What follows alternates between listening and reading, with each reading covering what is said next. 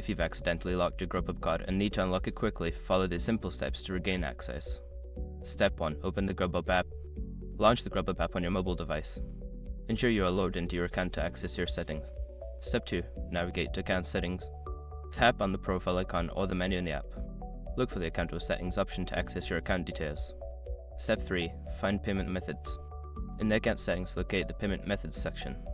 This is where you can manage your cards and payment options. Step 4. Select your locked card. Identify the card that is locked. There should be an option indicating its status. Tap on it to view more details. Step 5. Unlock the card.